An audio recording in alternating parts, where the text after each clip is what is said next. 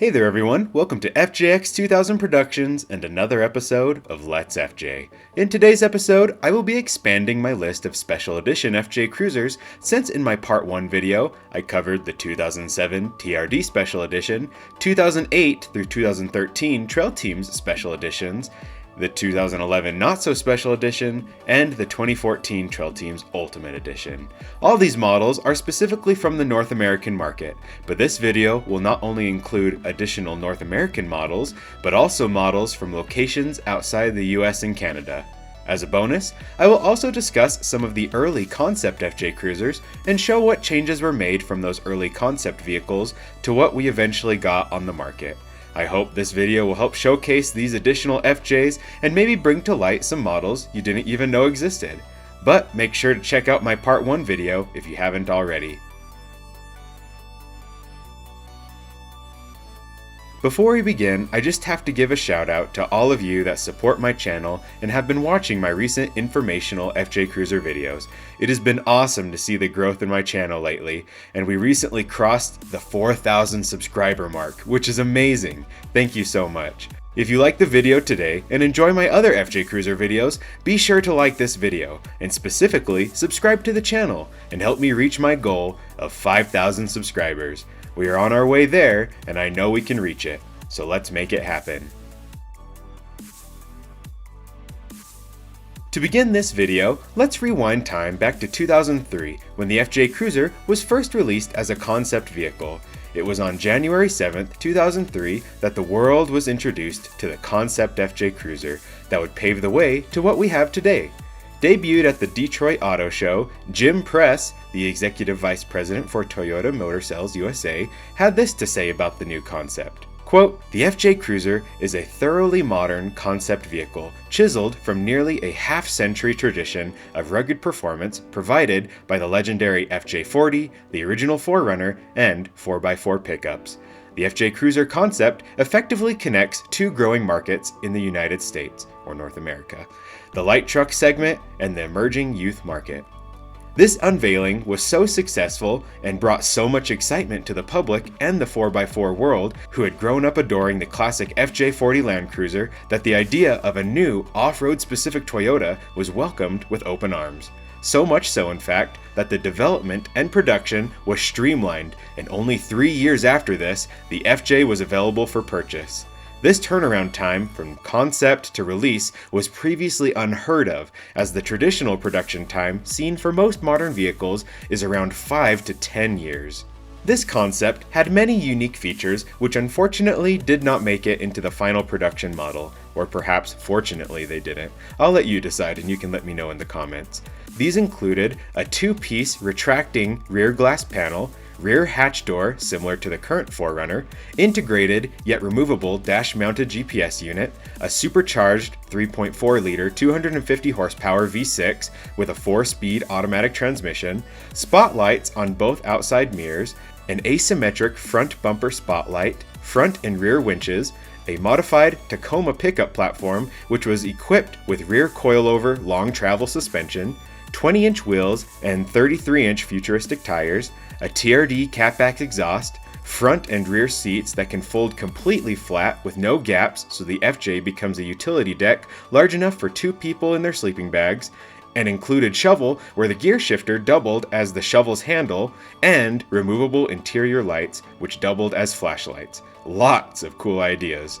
When the concept and final product are put side by side, it's easy to tell just how influential that initial FJ concept was in shaping what we have today, both on the interior and exterior. But ultimately, certain features were tamed down or didn't carry over to the final FJ Cruiser design due to their impractical nature. I personally loved the idea of front and rear winches and the interior being completely flat for sleeping, but oh well. It is an iconic concept vehicle, and I love the vivid voodoo blue paint scheme with the white roof that carried over into the final product. Fast forwarding a couple years, Toyota then gave us a look at the FJ Cruiser in an almost completed form, which I like to call the 2005 pre-production FJ Cruiser. It was on February 12, 2005 that this version of the FJ Cruiser was unveiled at the Chicago Auto Show, and the world then had a glimpse of what to expect in the coming year. By this point, it was easy to see just how similar the FJ was to what would be released to the public just over a year later. But to the careful observer, slight differences between this pre-production model and the actual production FJ are apparent. One of the easier things to notice is the front and rear bumper corner caps and their geometric design, similar to what can be seen on the inside of the FJ on the sides of the dashboard. This design choice was simplified for the final product, which only has a smooth finish. It can also be noted that there is a lack of an antenna on this pre-production model, where the antenna is located currently on today's FJ Cruisers. Other small design choices that set this apart from the final FJ include the windshield being flush with the roof and surrounding body panels, the shape of the front door handle pockets being more squared than rounded, the round fuel door, the flush styling at the top of the rear cargo door, the rear bumper design, and the sharper angling at the top rear section of the suicide doors. Other small differences may be spotted, like the slightly smaller mirror lights, or what appears to be a fuel tank that is in a different location. But other than that, what the public saw in 2005 is pretty much what would roll into the market the following year, complete with the iconic voodoo blue paint scheme. One other thing I noticed is how up until they actually released the FJ Cruiser logo was written or designed in a slightly different font that you may have noticed in the photos of the 2003 concept or this 2005 pre-production model. But either way, you may see folks post pictures of this pre-production FJ from time to time without even realizing it. But now you know what to look for and what makes these early FJs unique, as it appears that several were made due to at least one having a brush guard while others didn't. Sticking with the topic of concept FJ Cruisers, if we fast forward to 2012, long after the FJ had already been released, Toyota played around with the idea of releasing what they called the 2013 FJS Cruiser concept. The FJS Cruiser concept debuted at the 2012 SEMA Auto Show in Las Vegas, Nevada, and at the 2012 FJ Summit in Ouray, Colorado. It was the creation of Toyota and Toyota Racing Development, or TRD, in an effort to create a new style of FJ Cruiser that at first glance may seem like any other FJ, but it is designed to be even more off-road ready and powerful than its standard FJ Cruiser counterparts, or even the Trail Team Special Edition. The FJS Cruiser concept incorporated suspension components from the Baja Series Tacoma and had an upgraded chassis and body structure with the addition of an underbody exoskeleton to improve its off-road prowess. According to Toyota, the extra stiffness and strength provided by the exoskeleton created a more suitable platform for the suspension modifications and wheel upgrades that were added, which included 60mm Bilstein racing shocks up front and 50mm Bilstein racing shocks with external reservoirs in the rear.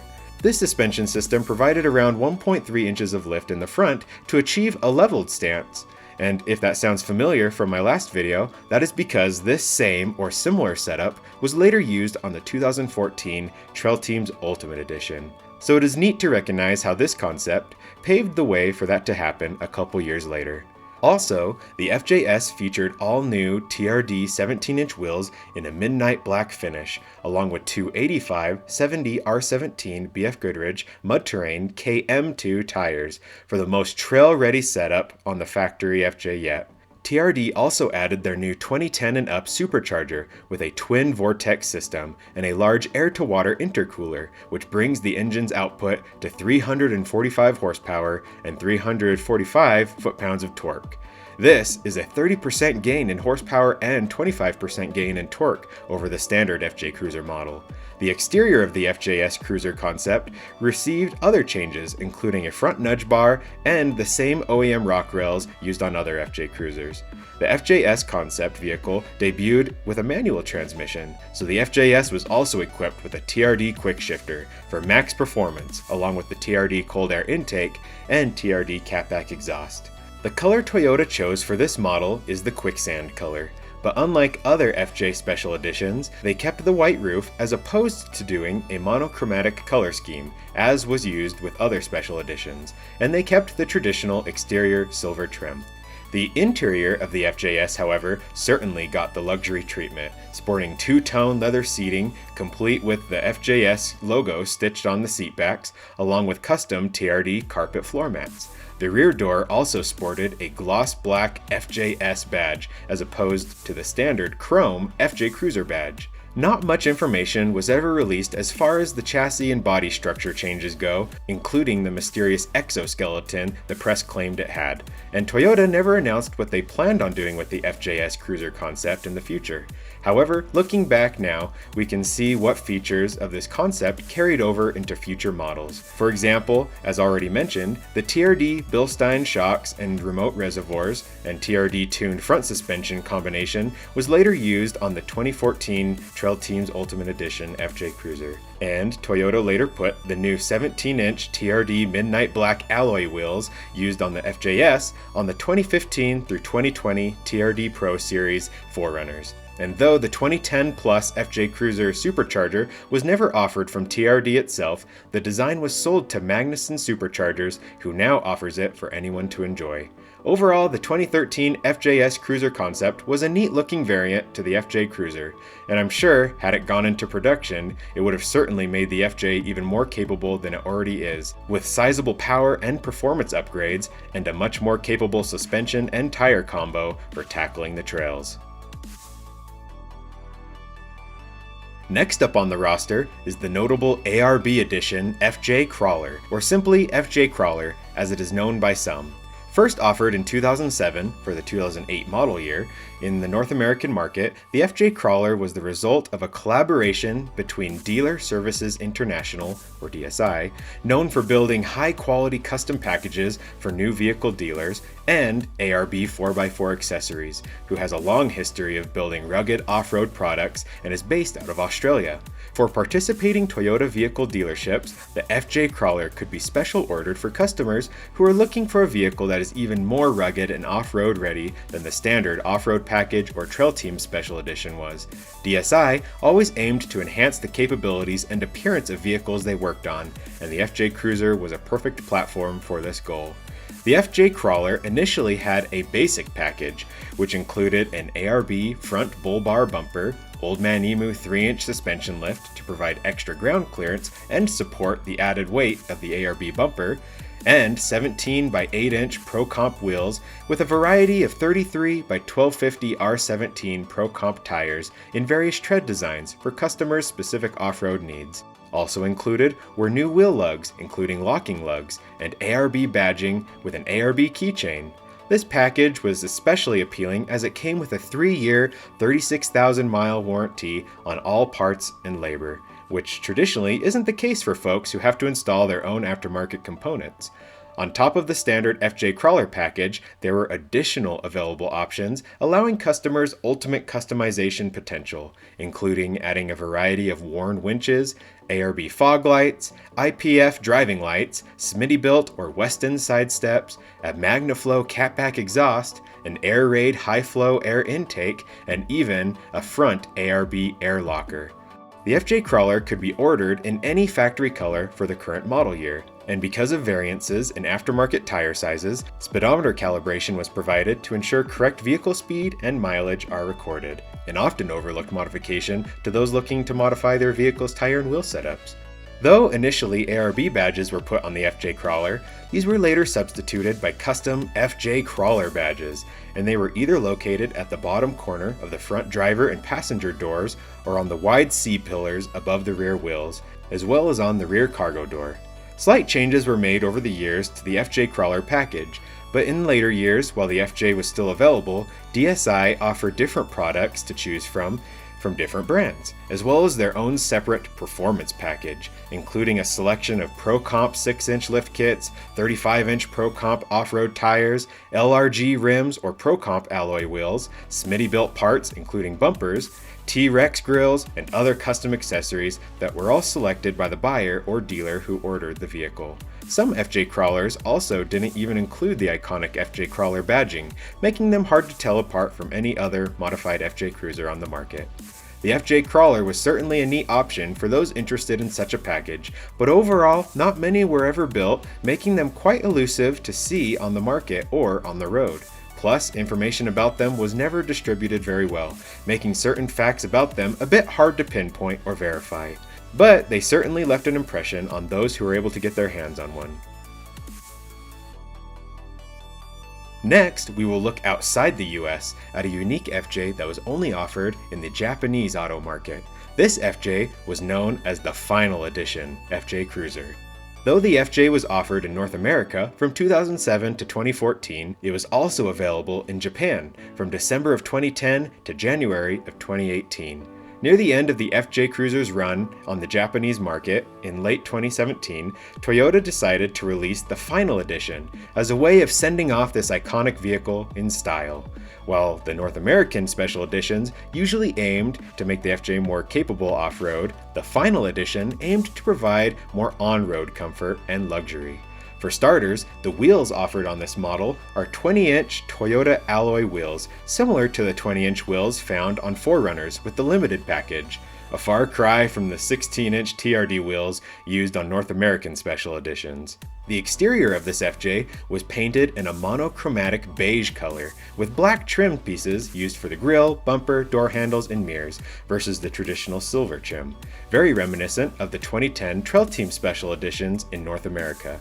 This model also sported OEM side steps, a blind spot mirror, OEM fog lights in the bumper caps, and was equipped with 4-wheel drive. However, this model lacked the roof rack, rear locking differential and A-track system, triple gauge dash cluster, and rear power outlet. But the interior was specially treated with beige color matched fabric seat inserts and beige color trim around the center console, while the instrument cluster, dashboard, side pieces, and door inserts were finished in a gloss black, giving the Final Edition a completely unique interior from any other special edition on the market. Curious enough, however, the Final Edition was not equipped with a matching 20-inch spare wheel, as the spare and spare wheel cover equipped on the cargo door appear to be the traditional 17 or 16-inch wheel. The Final Edition FJ Cruiser was a wonderful way to conclude the FJ's legacy in Japan, the country in which all FJ Cruisers were built, and it is certainly a unique variant which achieved Toyota's goal of, quote, creating a distinctive sense of modernity. Toyota never revealed how many Final Editions were made, but did say they hoped to sell 200 units per month between October of 2017, when they first arrived on the market, until the FJ was officially discontinued, which ended up being the end of January 2018. So we can only assume that the number of Final Edition models actually built to be around 600 to 800 units.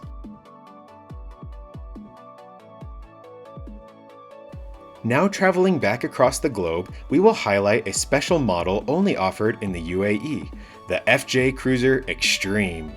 The FJ Cruiser first became available in the UAE market in 2007 and is actually still available there today, to the envy of all those elsewhere in the world.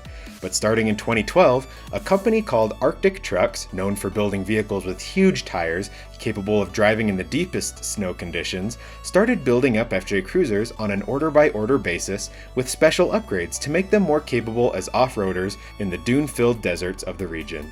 Then, in 2014, an official partnership between Toyota and Arctic Trucks was formed, and the FJ Cruiser Xtreme was made available as an official package.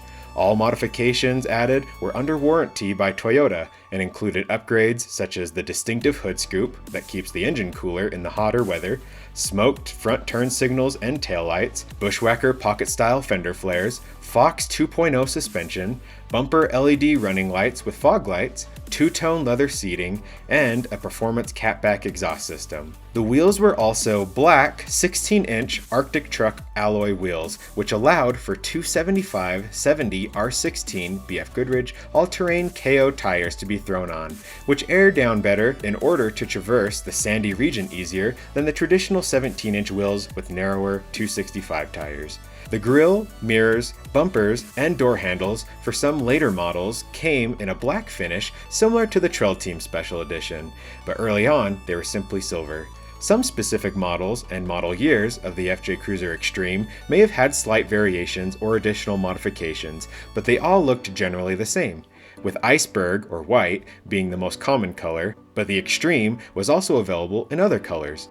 These models included an Xtreme badge over the rear wheels on the wide C-pillar, though some of these models had larger Xtreme decals across the sides of the FJ.